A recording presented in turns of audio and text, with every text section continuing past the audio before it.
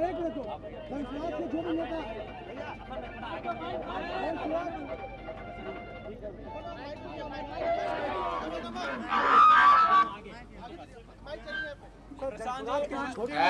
के जनसुराज के छोड़े हुए नेता हैं आपके, छोड़े हुए जो जनसुराज छोड़ के गए हैं वही आरोप लगा रहे हैं कि 90% लोगों को आप बाहरी लोगों को टिकट दिए, जबकि आपका नहीं लगा रहा। मेरे भाई जनसुराज में जो लोग चुनाव लड़ रहे हैं वो देख लीजिए कि अबू अफान फारूकी बाहरी हैं कि बहुत बड़े कैपिटलिस्ट हैं कि पैसे वाले हैं, क्या है। अबू अफान फारूकी का परिचय ये है कि ये बहुत सलाहियत रखने वाले एक मुस्लिम युवक हैं जो अलीगढ़ यूनिवर्सिटी में स्टूडेंट का वहाँ पर लीडर थे और हमारे साथ पिछले 7-8 वर्षों से साथ में लगे हुए हैं। इनको अवसर इसीलिए दिया गया है, बाहरी तो इसमें है नहीं, बाहर के हो भैया जरा बताइए तो यहाँ पर कोई बाहर का है? हम दूसरे दल से आए, कोई दूसरे दल। ऐसा है कि जब मैं पदयात्रा कर रहा था तो मैंने कहा था कि जनसुराज से उसी को टिकट मिलेगा जो जनसुराज में शुरू से लगा हुआ है, और लेकिन अपवाद के तौर पर कुछ लोगों को 5-10 लोगों को ऐसा हो सकता है कि वो लास्ट में आए उनको टिकट मिल जाए। तो 243 लोग जिनको टिकट दिया गया है उसमें मेरी यादाश्त अगर ठीक है तो 12 या 13 लोग ऐसे हैं जिनको कि बाहर से बुलाकर टिकट दिया गया है, लेकिन बाकी के 230 लोग, करीब 230 लोग वही हैं जिन्होंने जनसुराज के इस विचार को घर घर पहुंचाने में कंधा लगाया है। और उस 230 में से भी 200 से ज्यादा लोग ऐसे हैं जिन्होंने जीवन में कभी चुनाव नहीं लड़ा है। पहली बार जनसुराज अपने संसाधन से अपना सिर्फ उनको टिकट नहीं दिया है, अपना संसाधन लगाकर अपनी ताकत लगाकर उसको आगे बढ़ाने का काम जनसुराज ने किया। और ऐसे ऐसे लोग जनसुराज में चुनाव लड़ रहे हैं जो दूसरे दलों से मुखिया का चुनाव भी लड़ने की उनकी स्थिति नहीं है। सर ओवैसी कह रहे हैं कि सीमांचल की ज्यादा सीटें हम जीतेंगे और थर्ड फ्रंट बनेंगे बिहार में। भैया ऐसा है, ओवैसी साहब मेरे मित्र हैं, लेकिन मेरा उनको सुझाव है बिना मांगा हुआ कि आप हैदराबाद संभालिए, हैदराबाद अपना किला बचाइए, बेकार सीमांचल में आकर और कंफ्यूजन पैदा मत कीजिए। अगर आप हैदराबाद अपना संभाल लिए होते, अगर तेलंगाना में मुसलमानों का भला कर दिए होते तो यही बढ़िया होता है। बंगाल में चुनाव हो रहा था तो यहाँ पर ISF के लोग और ओवैसी साहब आए थे, लेकिन सारे मुसलमानों ने कहा नहीं भाई, हम लोग को TMC पर भरोसा है, हम लोग को भाजपा से लड़ाई, हम लोग को इस सब चक्कर में नहीं पड़ना है। ISF और ओवैसी साहब कुछ वहाँ नहीं कर सके। इस बार सीमांचल के मुसलमान वो गलती नहीं करेंगे जो 2020 में हुआ है। ओवैसी साहब का सम्मान है, बहुत बढ़िया तकरीर करते हैं, पढ़े लिखे व्यक्ति हैं, लेकिन उनको हैदराबाद में रहने दीजिए। सीमांचल के नेता, सीमांचल के रहनुमा जो जिनको रहनुमाई करनी है वो सीमांचल का बेटा होना चाहिए।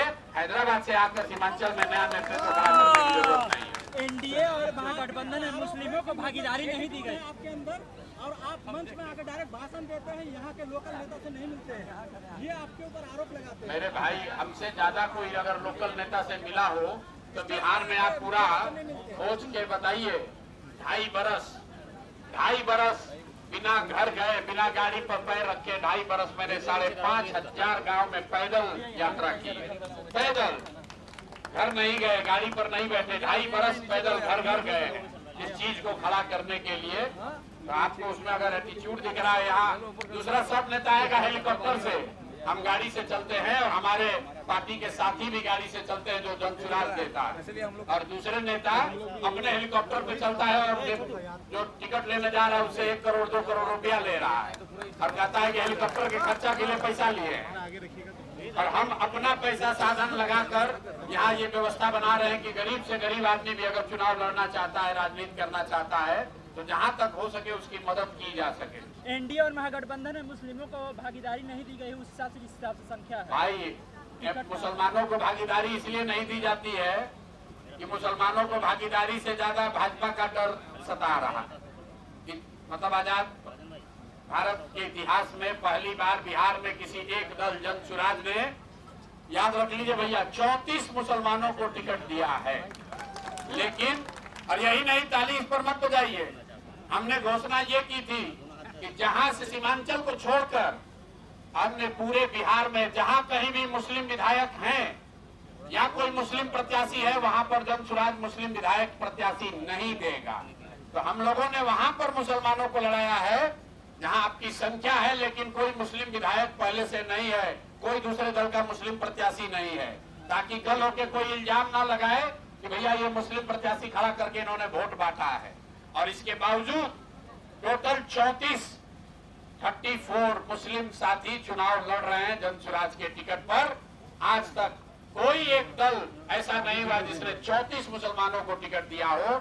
लेकिन यहाँ पर जो हमारे विरोधी होगा कोई तो कहेगा 34 को इसलिए दिए हैं कि हम लोग का वोट काटना चाहते हैं। तो मुसलमानों के साथ दिक्कत ये है कि आपको पूछे तो दिक्कत, आपको न पूछे तो दिक्कत। आपको टिकट दिया तो कह रहा है इतना टिकट दिया, जरूर कोई ना कोई पीछे बात होगा, हम लोग का वोट काटना चाहते हैं। अगर टिकट न दें तो वही मुसलमान कहेगा हम लोग भैया क्या करें, आप भी तो बड़ा बड़ा बात करते थे लेकिन आप भी तो हम लोग को हिस्सेदारी नहीं दिए। तो मेरे भाई ये आपका शक हम पर नहीं है, ये आपका शक अपने आप पर है।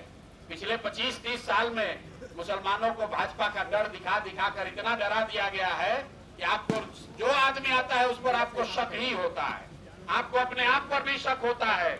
जहां आपकी 90,000 1 लाख आबादी है वहां चुनाव लड़ने जीतने में भी आपको शक होता है। इसीलिए मैंने एक ही बात कही, जिस दिन आप भाजपा का डर अपने मन से हटा देंगे अपने आप आपकी आधी समस्या खत्म हो जाएगी। और उसी प्रयास में जन स्वराज लगा हुआ है। आप आज मानिए या कल मानिए, प्रधान जी कितने चलना आपको है जन स्वराज में ही। आपको लिख के दे देते हैं, आप 1-2 साल समय ले सकते हैं लेकिन चलना आपको जन स्वराज में ही है, क्योंकि जीतेगा जन स्वराज ही, जीतेगा जन स्वराज ही। अब आपको तय करना है भाई। और मेरा कोई अहंकार नहीं है। हमने आपको पहले कहा कि पैगंबर साहब ने क्या बताया है कि ईमानदारी से किया गया जद्दोजहद कभी बेकार नहीं जा सकता है। हम लोग ईमानदारी से प्रयास कर रहे हैं, जीतेगा जन स्वराज ही आपको तय करना है। आप अभी कंधा लगाइएगा तो जरूर हमारी लड़ाई थोड़ी आसान हो जाएगी। लेकिन अगर आपने कंधा नहीं भी लगाया, हम पर भरोसा नहीं भी किया, तो भी आपसे कोई शिकवा शिकायत नहीं है। बिहार जीतने के बाद फिर से आएंगे, लेकिन जब अगली बार आएंगे तो आपसे हरजाना भी वसूलेंगे। हम शाकाहारी आदमी हैं, जीत कर आएंगे तो आपसे जीत का सेवई भी खाएंगे और आपका हाथ पकड़कर पिटाने में चला जाएगा। ठीक है सर, थैंक यू। प्रधान जी